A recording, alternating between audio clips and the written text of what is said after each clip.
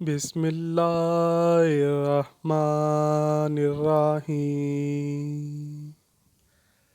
حزام بن خالد اپنے خاندان کے افراد کے ساتھ ایک سفر پر تھے کہ ایک رات انہوں نے خواب دیکھا کہ وہ ایک انتہائی خوبصورت سبز زبرجد کے موتیوں سے بنے ایک تخت پر بیٹھے ہیں۔ ان کے ہاتھ میں ایک نایاب موتی ہے جس کو وہ پلٹ پلٹ کر دیکھ رہے ہیں۔ اتنی دیر میں ایک مرد گھڑ سوار آتا ہے، ان کے پاس آ کر پوچھتا ہے، اے حزام بن خالد، کیا اس موتی کو مجھے بیچو گے؟ حزام بن خالد کہتے ہیں، مجھے اس موتی کی قیمت کا علم ہی نہیں، آپ بتاؤ اس موتی کو کتنے میں خریدو گے؟ گھڑ سوار کہتا ہے، میں بھی تمہاری طرح اس کی قیمت سے ناآشنا ہوں اور مجھے یہ موتی ویسے بھی نایاب ہی لگتا ہے، اس لیے اگر تم مجھے یہ موتی دے دو تو اس کے بدلے میں تمہیں ہمیشہ کی سرداری، مقام و منزلت، شرف و برکت کی ضمانت دیتا ہوں۔ حزام کہتے ہیں، میں نے خواب میں اس موتی کو اس گھڑ سوار کے حوالے کر دیا اور سرداری و شرف اور مقام و منزلت کو قبول کر لیا۔ اتنی دیر میں میری آنکھ کھل گئی۔ حزام بن خالد نے یہ خواب اپنے قبیلہ بنی کلاب کے معززین کو سنایا تو انہوں نے تعبیر بتائی کہ جلد ہی تمہاری بیٹی، جو کہ ہمارے قبیلہ بنو کلاب کا نایاب موتی ہے، اس کے لیے انتہائی متبرک و عظیم شخصیت کا رشتہ آئے گا، جس کے باعث تمہیں شرف و عزت اور ہمیشگی کی سرداری نصیب ہوگی۔ حزام بن خالد سفر سے واپس لوٹے تو اس سے اگلے ہی دن حضرت عقیل بن ابو طالب بنو کلاب میں مہمان بن کر آ گئے۔ ناظرین گرامی، عرب میں یہ روایت تھی کہ جب بھی کسی بھی قبیلے میں کوئی مہمان آتا تو وہ 2 دن تک اس کی خوب مہمان نوازی اور خدمت کرتے، پھر تیسرے دن اس کی آمد کا سبب دریافت کرتے۔ حضرت عقیل بن ابو طالب کی 2 دن مہمان نوازی کرنے کے بعد قبیلہ بنو کلاب کے سردار حزام بن خالد نے تیسرے دن ان کی آمد کا مقصد دریافت کیا تو وہ فرمانے لگے، میں اپنے بھائی علی بن ابی طالب کا رشتہ آپ کی بیٹی فاطمہ کے لیے لے کر آیا ہوں۔ حزام بن خالد کہنے لگے، اے عقیل، امیر المؤمنین کے لیے ایک صحرا نشین عورت شائستہ نہیں ہے جو صحرا نشینوں کی ابتدائی تہذیب و تمدن میں پلی ہو۔ انہیں ایک بلند مرتبے تمدن والی عورت سے ازدواج کرنا چاہیے اور ان دونوں تمدنوں کے درمیان فرق ہے۔ حضرت عقیل نے ان کے کلام کو سننے کے بعد کہا، جو کچھ آپ کہتے ہیں اس سے امیر المؤمنین باخبر ہیں اور ان اوصاف کے باوجود وہ ان سے رشتہ ازدواج قائم کرنا چاہتے ہیں۔ اس کے بعد ام البنین کے والد نہیں جانتے تھے کہ کیا کہیں، اس لیے حضرت عقیل سے مہلت چاہی تاکہ بیٹی کی ماں ثمامہ بنت سہیل اور خود بیٹی سے پوچھ لیں، اور جناب عقیل سے مخاطب ہو کر کہا، میں اپنی بیوی اور بیٹی سے اس بارے میں مشورہ کر لوں۔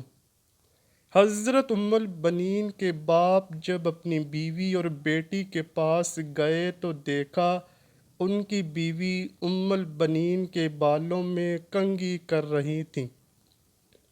حزام بن خالد کمرے میں داخل ہوئے اور ان سے حضرت علی رضی اللہ تعالیٰ عنہ کو قبول کرنے کے بارے میں سوال کیا اور کہا، کیا تم ہماری بیٹی کو امیر المؤمنین کے شریک حیات بننے کے لائق جانتی ہو؟ جان لو ان کا گھر مرکز علم و حکمت اور آداب کا گھر ہے۔ اگر تم اپنی بیٹی کو اس گھر کی خادمہ بننے کے لائق جانتی ہو تو ہم اس رشتے کو قبول کر لیں گے، اور اگر اس کے لائق نہیں جانتی ہو تو انکار کر دیں گے۔ ناظرین گرامی، حضرت عقیل علم انساب کے ماہر تھے، اس لیے دختر رسول حضرت طیبہ طاہرہ فاطمہ سلام اللہ علیہا کے بعد جب حضرت علی شیر خدا رضی اللہ تعالیٰ عنہ نے محسوس کیا کہ بچوں کی دیکھ بھال اور گھرداری کے امور کے لیے ایک عورت کی ضرورت ہے، تو آپ نے اپنے ماہر انصاب بھائی حضرت عقیل کو فرمایا، میرے لیے ایک ایسی عورت کا انتخاب کیجیے جو شجاع اور دلیر مرد عربوں کی نسل سے ہو، تاکہ میں اس کے ساتھ شادی کروں اور وہ میرے لیے بہادر اور شاہ سوار بیٹوں کو پیدا کرے۔ حضرت عقیل کے مطابق بنی کلاب قریش کے بعد عربوں کا سب سے مشہور قبیلہ تھا، جس کے مرد شجاعت کے لیے مشہور تھے۔ اس لیے حضرت عقیل نے بنی کلاب کے سردار حزام بن خالد کی بیٹی فاطمہ کا انتخاب کیا، جو شجاعت و بہادر اور گھڑ سواری میں ماہر تھیں۔ خیر، جب حضرت عقیل نے حزام سے رشتہ مانگا اور حزام نے اپنی بیوی سے پوچھا کہ کیا ہماری بیٹی حضرت علی رضی اللہ تعالیٰ عنہ کے لائق ہے، تو ان کی بیوی کہنے لگی، اے حزام، خدا کی قسم میں نے اپنی بیٹی فاطمہ کی تربیت بہتر انداز میں کی ہے، اور یہ ہمارے قبیلے کی سب سے سعادت مند لڑکی ہے، بس آپ اسے علی بن ابی طالب کے نکاح میں دے دیجیے۔ سنت رسول صلی اللہ علیہ وآلہ وسلم کے مطابق نکاح پڑھا گیا۔ بعض مورخین نے اس نکاح کی تاریخ 23 ہجری لکھی ہے۔ نکاح کے فوراً بعد جب حضرت علی رضی اللہ تعالیٰ عنہ فاطمہ بنت حزام کو لے کر گھر آئے تو فاطمہ بنت حزام، جو شرافت کا مجسمہ تھیں، کہنے لگی، میں اس وقت تک گھر میں داخل نہ ہوں گی جب تک مجھے دختر رسول حضرت فاطمہ رضی اللہ تعالیٰ عنہ کی بڑی بیٹی اجازت نہ دے دے۔ حضرت حسنین کریمین کو ماں کی یاد ستانے لگی تو ان کی آنکھیں آنسوؤں سے چھلک پڑیں۔ جب فاطمہ بنت حزام نے گھر میں قدم رکھا، اس وقت حسن و حسین کو بخار تھا، اور فاطمہ بنت حزام نے اپنی شادی کی پہلی رات جنت کے سرداروں پر وار دی اور ساری رات ان کی خدمت میں گزار دی۔ آپ کے منہ سے مسلسل یہ الفاظ نکلتے رہے، میں فاطمہ نہیں بلکہ میں تو فاطمہ زہرا رضی اللہ تعالیٰ عنہ کی اولاد کی کنیز ہوں۔ حضرت علی شیر خدا رضی اللہ تعالیٰ عنہ جب بھی فاطمہ بنت حزام کو آواز دیتے تو حضرت امام حسن و حسین کو اپنی والدہ کی یاد غمگین کر دیتی۔ اس لیے فاطمہ بنت حزام کہنے لگی، آپ مجھے کنیز فاطمہ کہہ کر پکارا کریں تاکہ بچوں کو اپنی والدہ کی یاد نہ ستائے۔ اللہ پاک نے حضرت علی شیر خدا رضی اللہ تعالیٰ عنہ اور فاطمہ بنت حزام کے بطن سے 4 بہادر سپوت پیدا فرمائے، جن کے نام حضرت عباس، حضرت عبداللہ، حضرت جعفر اور حضرت عثمان تھے۔ انہی 4 بیٹوں کی وجہ سے حضرت فاطمہ بنت حزام ام البنین کے لقب سے مشہور ہوئیں۔